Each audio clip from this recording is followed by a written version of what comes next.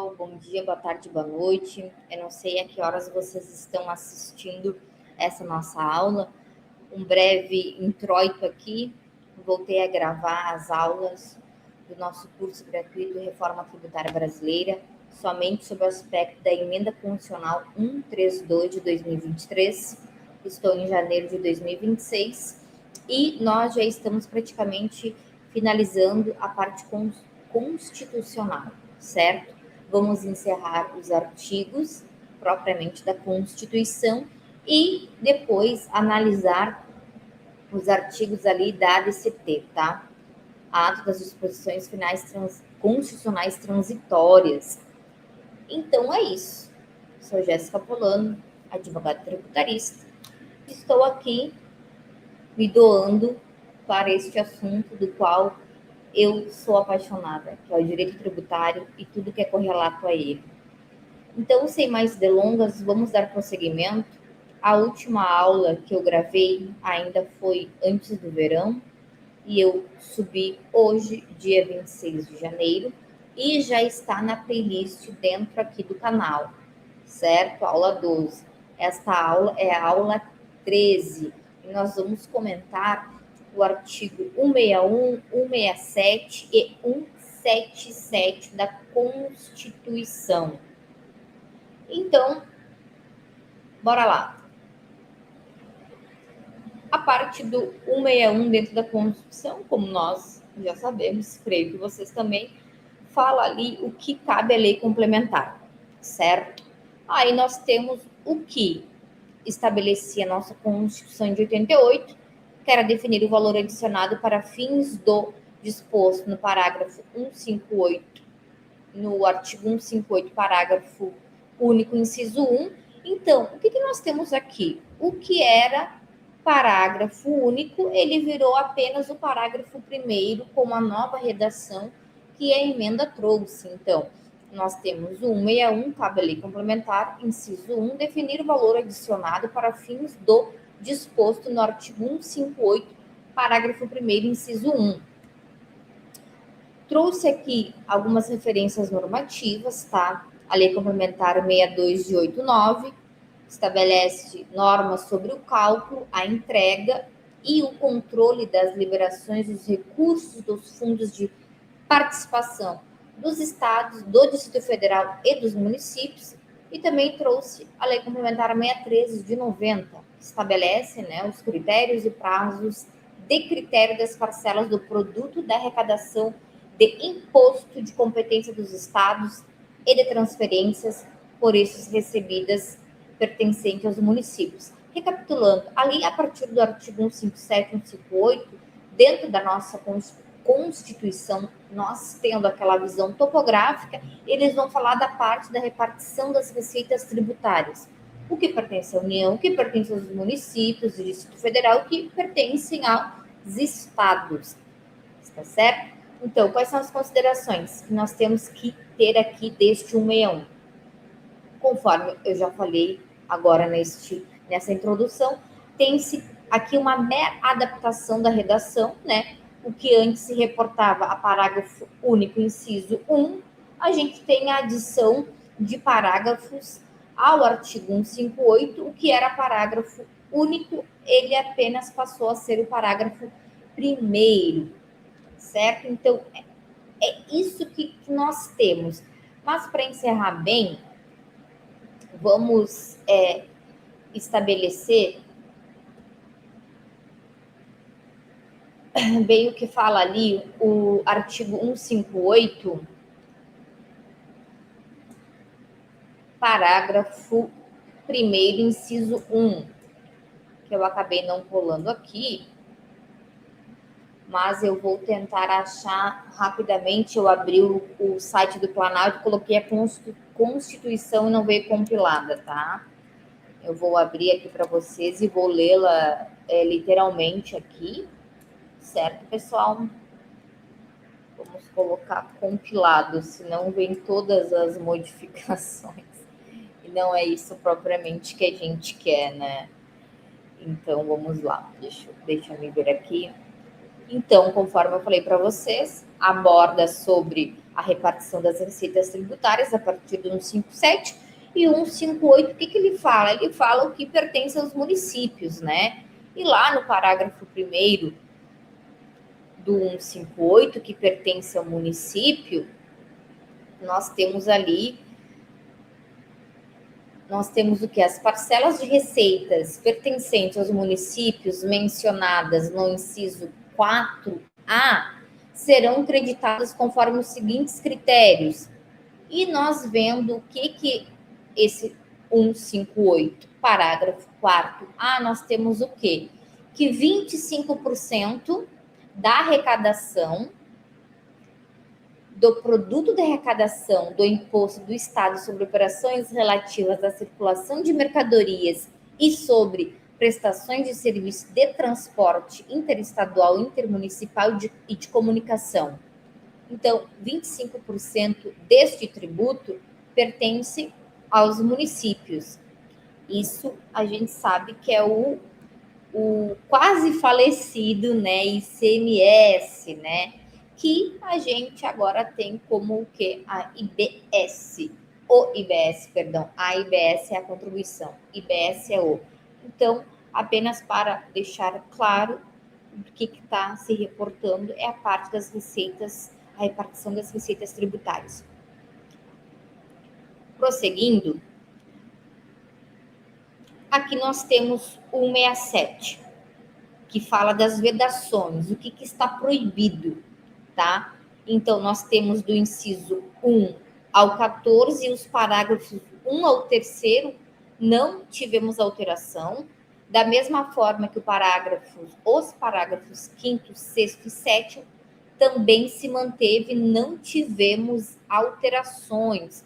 Então, a única alteração que nós tivemos foi no parágrafo 4º, que é esse que vocês estão vendo em tela, e eu vou aqui lê-lo para vocês e vamos compreender juntos, né? O que antes tinha na nossa CF é permitida a vinculação das receitas tributárias referentes nos artigos 155, 156, 157, 158 e as alíneas A, B, C e E, D e E do inciso 1 e inciso 2 do caput do 159 desta Constituição para o quê? Para pagamentos de débitos com a União e para prestar garantia ou contra-garantia.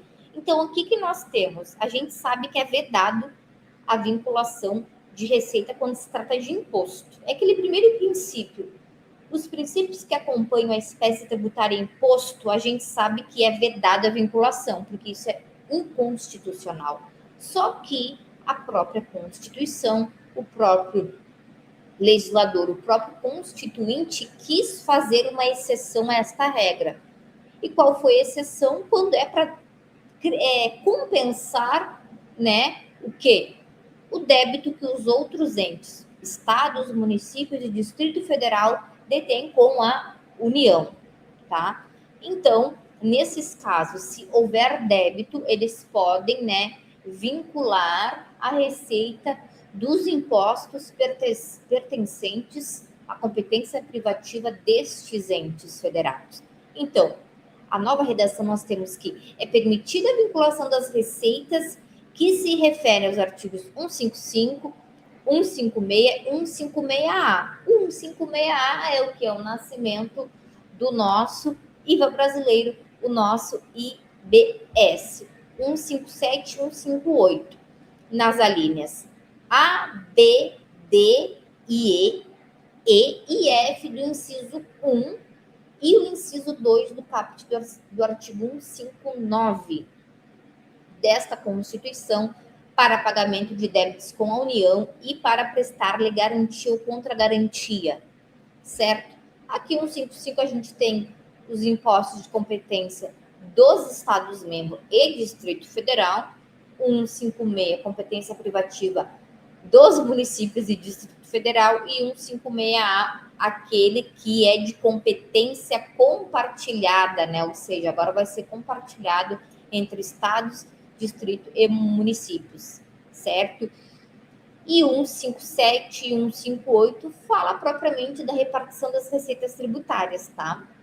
Então, eu acho que dispensa a leitura destes, porque creio que vocês, assim como eu, nós já temos a visão topográfica e o desenho desses artigos dentro da nossa Constituição, que faz parte da parte constitucional do nosso sistema tributário nacional, o novo. Seguindo, trouxe algumas referências normativas, tá? Artigos 37 e 80, parágrafo 1º do ADCT. Logo após, quando nós terminarmos esses artigos, que já estamos no fim, vamos partir para uma visão, digamos, panorâmica dos demais artigos da Emenda Constitucional 132, que aborda a parte do ADCT. Nós temos também aqui outra referência normativa, a responsabilidade fiscal, trouxe o artigo 38, parágrafo 1º da Lei Complementar 101 de 2000. Nós temos o artigo 2º, parágrafo único da Lei Complementar 111 de 2001, que fala sobre o Fundo de Combate e Erradicação da Pobreza, na forma prevista nos artigos 79 a 81 do ADCT. Quais as considerações aqui a se fazer, se refletir e se pensar? Vinculação de receitas à dívida com a União. A Emenda Constitucional de 2023, a 132, ela traz a atualização dessas receitas tributárias que estados, Distrito Federal e municípios, eles podem vincular ao pagamento de débitos com a União ou dar como garantia, né? E isso inclui o quê? Os elencados no 155, que é de competência dos estados e distrito, os elencados no 156, que é de competência dos municípios e do Distrito Federal, e agora ao novo, né, IBS, que é o Imposto sobre Bens e Serviços, que vai substituir o que? O ICMS e o ISS. E eu trouxe aqui também a parcela do imposto de renda destinada ao FMP, que está lá no artigo 159, inciso 1, a linha F. Fundo de Participação dos Municípios. Esse daqui eu vou lê-lo para vocês, que eu estou perto do 159, que diz que a União entregará, inciso 1, do produto da arrecadação dos impostos sobre a renda e proventos de qualquer natureza e sobre produtos industrializados e do imposto previsto no artigo 153, 50% da seguinte forma. Então, o produto que provier do imposto de renda ou proventos de qualquer natureza e do IPI, na forma que está no artigo 153, 50% a União vai entregar nesta forma. F, 1% ao Fundo de Participação dos Municípios, que será entregue no primeiro decênio de setembro de cada ano. Então, no primeiro decênio, todo setembro de cada ano, a União passa essa receita tributária na razão de 1% daquilo que arrecadou a título de imposto de renda, proventos de qualquer natureza e do IPI para o município ali que deu origem a tal. Perfeito, gente? Então, seguindo. Aqui, implicações críticas. A perda de autonomia e exceção à regra constitucional. Conforme eu compartilhei aqui com vocês, a regulamentação do IBS ela será feita por lei complementar. No caso aqui, a gente já tem essa lei complementar, que é a Lei 214, de 16 de janeiro do ano passado, 2025, né? Ela acabou de completar 1 ano de existência e contrasta com o quê? Com o ICMS e ISS, né? Que tem regulamentos e são regulados pelos próprios entes, reforçando o quê? A centralização tributária. Então, aquele velho paradoxo, paradigma e dicotomia dos que defendem, dos que criticam, dos que são positivos, otimistas, dos que são negativos, tá? Então, eles sempre vão dizer que perde autonomia, né? Muitos entendem que não deveria existir essa reforma deste nível, né? Enfim. Mas, conforme eu já disse, né, eu me somo àquele time dos realistas esperançosos, que nem o Ariano Suassuna diz. Exceção à regra constitucional. rompe com o princípio da não vinculação de receita de impostos, permitida apenas em casos excepcionais. Isso daqui está continuando, porque nós já tínhamos essa exceção à regra, tá? Nós já tínhamos essa exceção à regra prevista na própria Constituição. O que apenas se fez foi o quê? Abranger um novo imposto que inaugura o novo sistema tributário nacional pelo IVA brasileiro, né? Imposto sobre o valor agregado. Aqui eu trouxe para vocês tipo de vinculação, definição e exemplo de contexto. O tipo de vinculação ao fato gerador é relação entre a obrigação tributária e uma contraprestação estatal específica. E exemplo desse contexto é o que, pessoal? São as taxas, que são vinculadas a serviços. Impostos, conforme eu afirmei no início, né? Um dos princípios que regem essa espécie tributária é a não vinculação, exceto as exceções, né? Tipo de vinculação: atividade administrativa, atos sem discricionariedade, obedecem estritamente à lei. Atos da administração tributária, está lá no artigo 3º do CTN, que fala o que é tributo, o que é imposto, aliás. Tem mais um aqui, tem a destinação, tipo de vinculação, a destinação da receita, atribuição legal de receitas e despesas específicas. O caso em análise, que nós vimos na última aula, né? O artigo 159A e parágrafo 4º. A conclusão. Qual a conclusão que nós temos desses 3 artigos que eu aqui mencionei e conversei com vocês? O dispositivo permite o 3º tipo de vinculação destinada, né, que são o quê? A destinação de receitas do IBS-FMP para quitar débitos com a União. Ou seja, em vez de a União repassar alguma das receitas tributárias, não repassa. E também permite pegar, né, parcela daqueles tributos de competência privativa daqueles entes federados para quitar débitos com a União, né? Aprofundando o que? O controle federal sobre os entes subnacionais.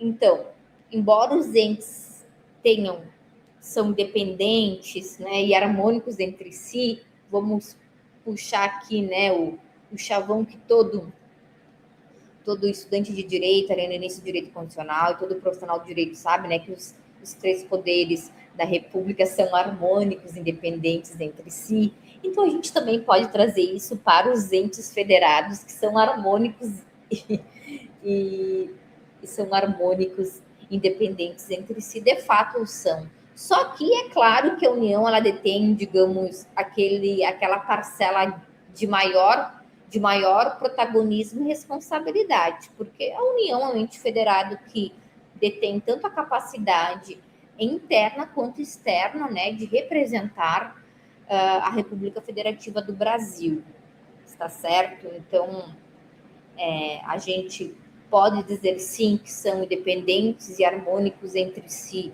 os entes federados, União, Estado, Distrito, municípios, mas a União, ela sempre detém isso, né? Ela detém essa maior parcela, talvez, de importância e de protagonismo, justamente por ser, né, digamos, o ente federado que, né, que mais arrecada, o ente federado que tem mais competências em virtude de representar a nossa República Federativa do Brasil. Está bem? Agora, o artigo 177 constitui um monopólio da União. Aqui, assim como tem o que constitui um monopólio da União, que são os bens da União, nós temos o parágrafo 4º. No inciso 2, o parágrafo 4º, nós tivemos a adição da linha D.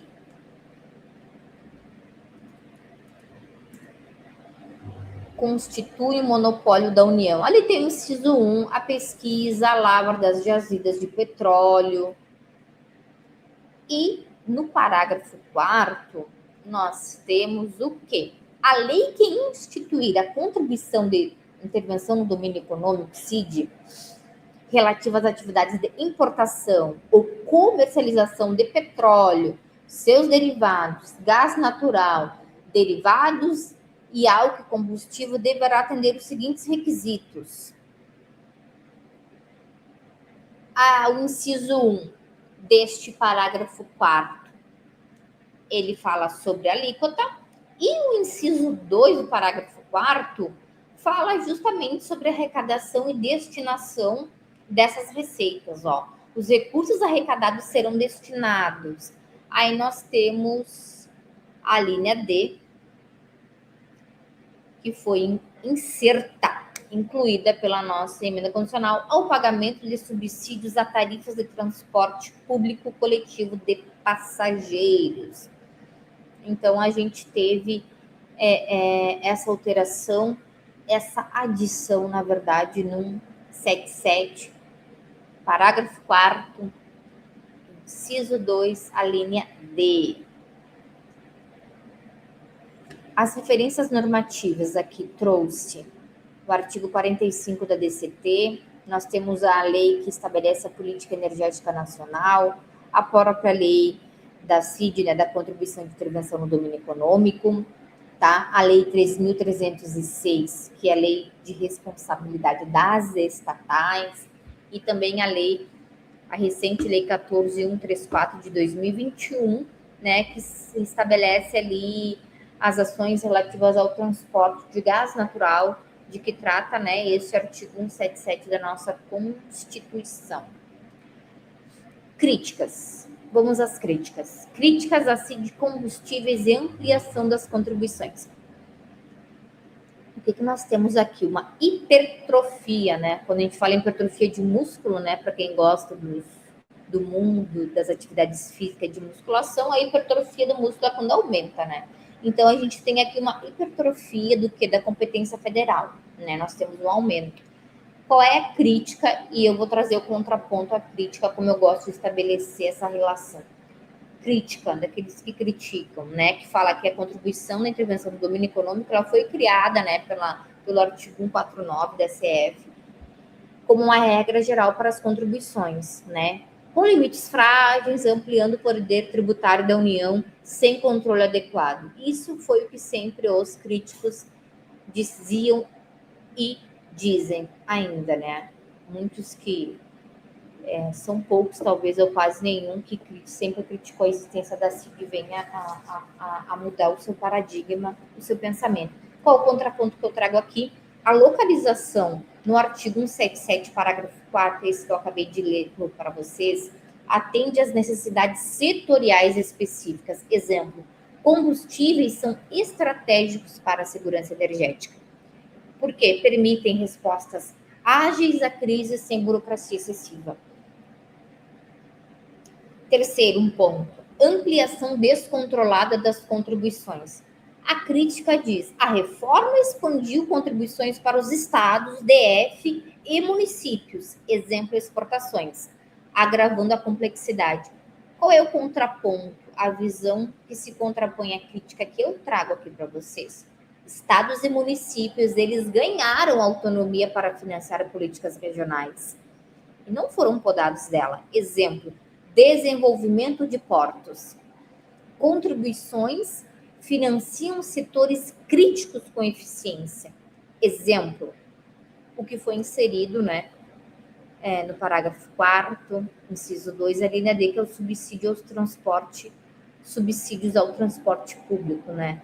Poder ser usado para esta finalidade. 4. Falta de limites. Falta de limites. É o tal do cheque em branco. O que a crítica diz? A ausência de critérios rígidos para criar contribuições facilita abusos. É o que a crítica diz, que pode prejudicar, porque vai facilitar abusos. E e talvez ilegalidades. É o que implicitamente eles apontam. O contraponto à crítica. O STF e TCU mantém controle sobre constitucionalidade e legalidade. Aí eu trouxe exemplo da ADI 5658. Toda contribuição exige vinculação a uma finalidade específica, intervenção econômica, social, inibindo usos devidos. Então, qual é o contraponto? Ah, doutora Jéssica, só parece que tu está defendendo os contrapontos das críticas. Não, eu estou trazendo a crítica e eu estou trazendo o contraponto para vocês fazerem os seus próprios juízos e decidirem em vários aspectos de cada artigo em qual lado vocês se enquadram e como vocês veem esta visão da emenda aqui no seu nascedouro, na sua principal fonte, que é a emenda. Tá bom? Então, quando eu trago o contraponto, quer dizer que eu estou só sendo uma, na verdade, nem otimista e nem negativista, né? Otimista ou pessimista, aliás. Nem otimista nem pessimista. Ser uma realista esperançosa, né? Parafraseando o grande nordestino Ariano Suassuna, eu acho que é assim que nós temos que ser.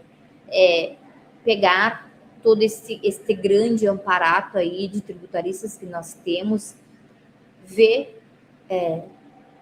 como eles estão criticando, como eles estão trazendo os contrapontos. Por que é interessante fazer essa visão? Né? Eu mesma, em certos aspectos da emenda, eu me coloco mais à disposição da crítica. Em outros, eu me coloco mais à posição do contraponto. Então, é bom a gente ter isso, né? Não é só criticar. Algo de bom tem. Vai ser muito trabalho, está sendo muito. Isso, parando aqui para pensar, eu, por exemplo, sou advogada tributarista, só que eu não estou dependendo de um programador. Eu estou programando os meus programas de conformidade tributária. Então, em breve, eu vou fazer um lançamento do meu primeiro software, que é específico dentro de uma área tributária, dentro de um nicho tributário, da maneira como eu estou à frente desenvolvendo, não tem no mercado brasileiro. Então, eu além de ser advogada tributarista, amante do direito tributário, ser escritora, né? Porque eu já lancei e-book, já lancei livros. Eu, além de continuar sendo advogada tributarista, e também estou planejando já meu próximo livro, que é sobre uma análise de forma de compêndio dessas 3 leis complementares que nós tivemos, tá? A 214, 225 e 227, porque eu quero pôr junto também o Código de Defesa do Contribuinte, junto, que eu já comecei a desenvolver. Eu também estou desenvolvendo software, né? Porque a gente tem que amplificar a nossa visão. E, por vezes, não ficar só na dependência de parcerias. Né? Então, a reforma tributária, ela é um leque para todas as áreas, não só para a área da advocacia tributária em si, dos advogados, dos contadores, dos gestores financeiros, dos economistas, para darem seus pareceres, não. É também para a área legal tech, área de programação, tá? E é muito rico isso, porque mexe com a nossa zona de conforto, né? Era tão bonitinho, né? A gente já estava acostumado com aquela zona de conforto, né? Que era um código tributário, assim, ó, de mais de 5 décadas quase, e de sistemas que, né? Por exemplo, tivemos reforma, tivemos regulamentação, mas não tivemos uma regulamentação do imposto sobre grandes fortunas, só que não tivemos ele, mas em outras nuances, a própria reforma ela está trazendo isso, né? Por exemplo, a Lei Complementar 227, agora de 8 de janeiro, ou 13 de janeiro. Tem uma que foi de 8 de janeiro, outra foi dia 13, a sanção que o presidente Lula fez. Ela vai mexer, né, com a parte do patrimônio, né? Altera ali o imposto de transmissão causa mortes. E isso reverbera onde? Reverbera lá, por exemplo, nos colegas que militam no direito sucessório, planejamento sucessório e na área de inventários, né? Seja judicial ou extrajudicial. Por isso que eu sempre digo, né? O direito tributário é o direito público que se comunica com todas as áreas do direito público e com todas as outras áreas do direito privado. Só que ele rompe a barreira do ordenamento jurídico, porque o direito tributário ele se comunica com outros ramos, economia, por exemplo, enfim, com a história, com a sociologia, enfim. O direito tributário, ele é um cabra da peste, ele é... Bom, eu não sou muito para estar falando disso, né? Eu posso estar sendo modéstia, mas eu vou puxar o peixe para o meu lado, né? Eu adoro o direito tributário. Ele é uma forma como a economia se movimenta, como se estrutura um Estado e como se distribui os direitos, né? As pessoas. Então, é isso. Mas voltando aqui, então, sempre vão ter as críticas, não vão deixar de existir, mas é interessante a gente usar o equilíbrio, né? O caminho do meio. Vamos ver o copo meio cheio do que vazio. Aqui a conclusão do debate, problema central. A reforma não limitou as contribuições, mas as expandiu, mantendo distorções. A solução da reforma e uma última observação. A solução da reforma é que a expansão balanceou competências da União, Estados e municípios, e também DF, óbvio, e viabilizou políticas urgentes com instrumentos ágeis. Tá? Última observação. Os críticos enxergam as contribuições como brechas perigosas.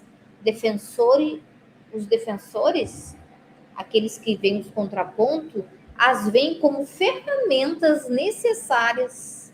Então, a emenda constitucional 138 de 2023, ela optou por quê? Por regular o seu uso. Exemplo é o compartilhamento, a partilha da CID, contribuição na intervenção no domínio econômico, tá? Em vez de extinguir essa CID, privilegiam com uma flexibilidade fiscal sobre a rigidez. Aqui nós já estamos na aula 14, então eu agradeço vocês que ficaram até o final desta aula. Peço a vocês que se inscrevam no canal, tá?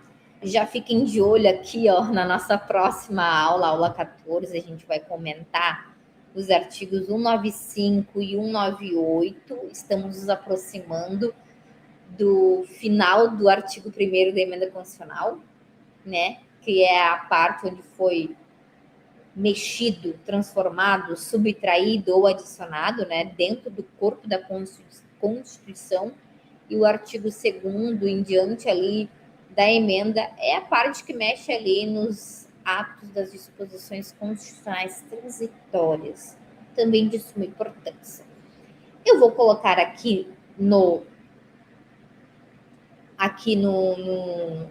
na tela, conforme vocês estão vendo, o QR Code, esse QR Code do meu WhatsApp, tá? Também tem um e-mail, sempre deixo na legenda o e-mail, WhatsApp, link dos meus livros. Por gentileza, se inscrevam no canal, curtam, compartilhem o vídeo, deem seu feedback, conforme eu digo, sempre de forma respeitosa, que aqui é uma parte que eu estou me doando de forma gratuita por amar o direito tributário e dentro das minhas possibilidades, dentro da minha cosmovisão de tributarista, eu tento explicar de uma forma bem palpável, né, para que as pessoas compreendam a reforma tributária e tentar trazer uma visão, né, de realista e esperançosa, né, não só criticar, ver como uma grande oportunidade este novo sistema tributário nacional. Então é isso, gente, eu agradeço. Até a nossa aula 14. Se inscreva aqui no canal. Dessa vez eu prometo, já estão programadas todas as outras aulas. Vou gravar e vou subindo.